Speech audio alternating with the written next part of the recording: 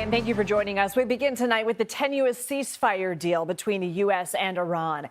An Iranian news agency linked to the country's military reported early Wednesday that traffic through the Strait of Hormuz was once again suspended, which would be a violation of the agreement reached with the U.S. the day before. According to the Iranian news organization, the suspension of traffic is over Israel's continued attack on Hezbollah in Lebanon. The White House, however, says reports that the strait is closed are false.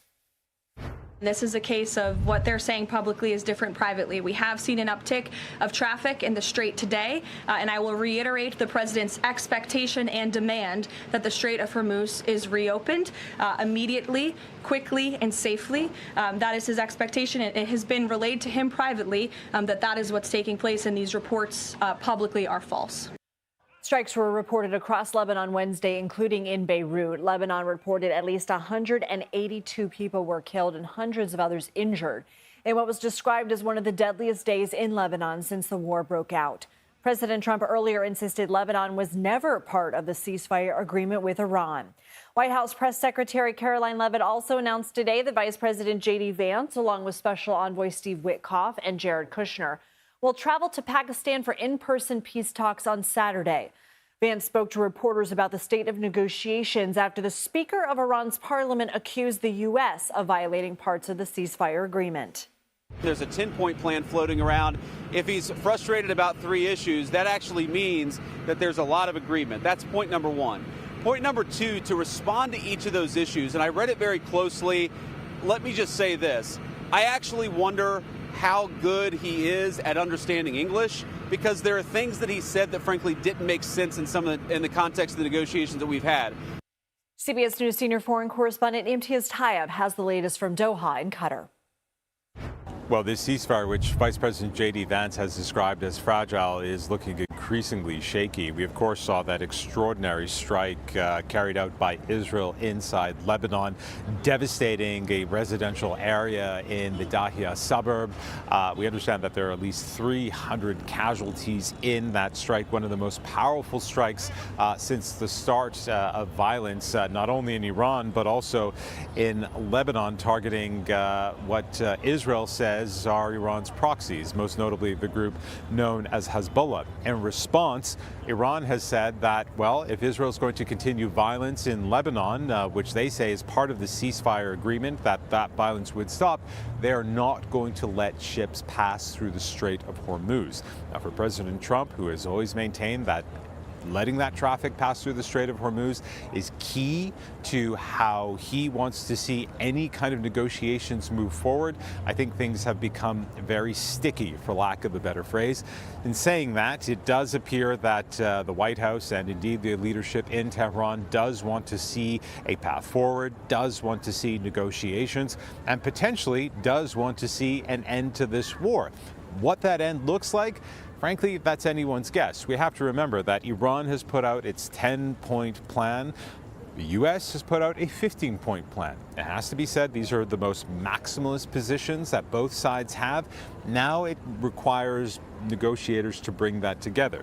Now, we hear Vice President J.D. Vance could very likely travel to the Pakistani capital, Islamabad, in the next few days. He may be joined by senior Iranian officials, where they will either directly or indirectly negotiate some sort of settlement. Why Pakistan? Well, Pakistan, which reached this ceasefire deal, is widely seen as a neutral actor, one who can talk to the Iranian leadership, one who is also close to the U.S. But what also makes Pakistan unique, at least if you look at this region, is it's the only country in this area that doesn't have any meaningful U.S. military presence. Not like Qatar, where I am now, and certainly not like any of the other Gulf countries who have, for the past 6 weeks, been targeted by the Iranian armed forces.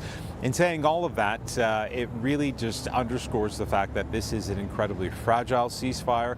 It is incredibly tense, but again, there does seem to be some real movement to try to move this to negotiations.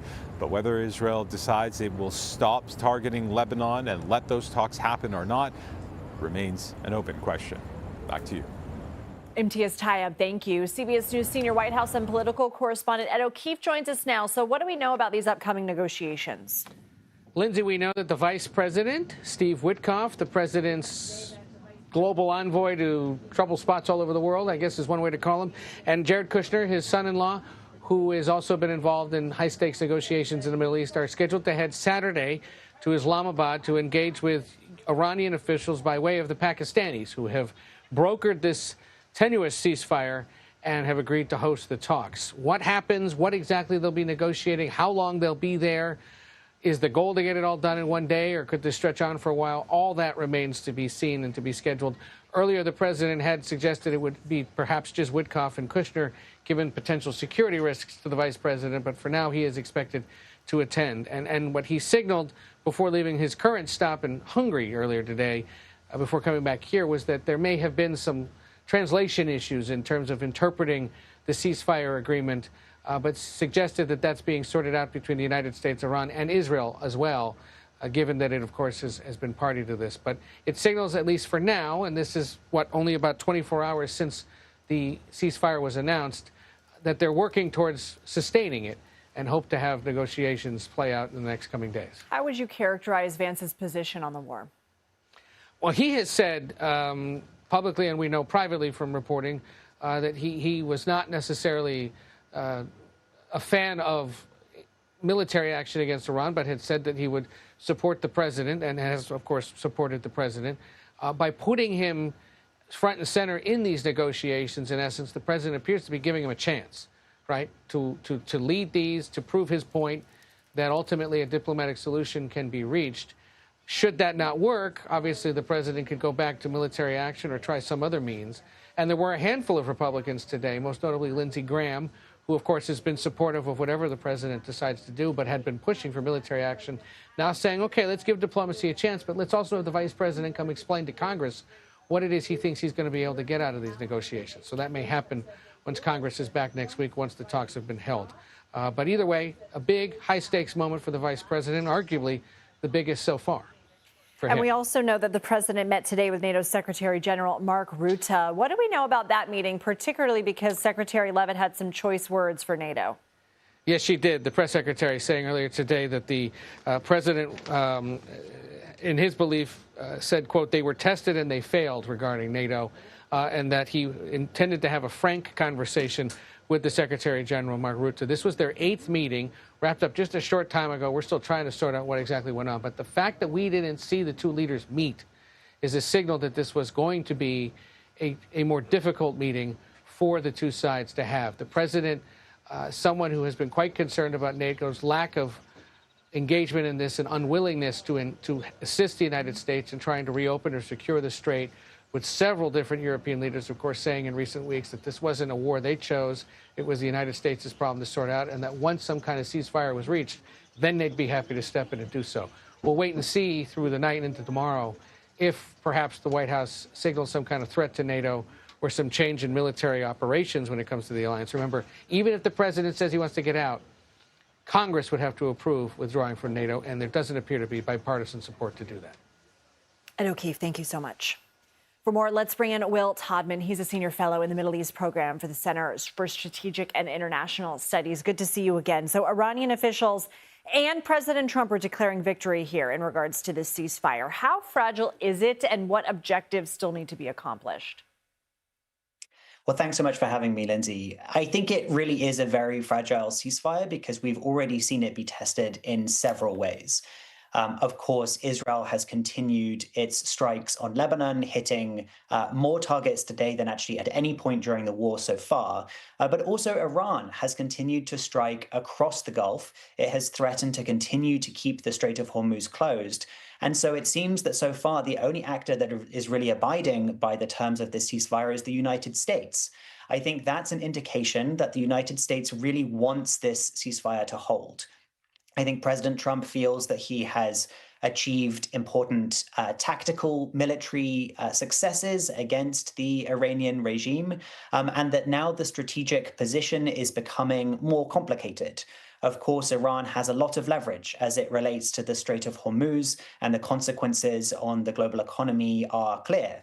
So I think he really wants this ceasefire to hold. The fact that he is sending Vice President J.D. Vance to Islamabad is a sign of how serious he wants to take these talks. But there are very real pressures that continue to weigh against the ceasefire. And as we've been reporting, and as you mentioned, Israel ramped up its attacks on Hezbollah in Lebanon today. And Lebanese officials say at least 182 people have been killed, with hundreds wounded in these strikes. Why wasn't Lebanon included in the ceasefire? Well, this is a point of contention because actually the Pakistani Prime Minister, in his post on X announcing the ceasefire last night, explicitly said that Lebanon was included. Since then, Trump administration officials have said that that was a misunderstanding and actually that Lebanon was not included.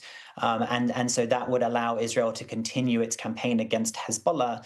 But I think this is a key point because it seems that Israel is trying to force a wedge between Iran and Hezbollah by saying there's a ceasefire for one, but not for the other. And really seeing, does Iran choose to re-enter into the war in full force?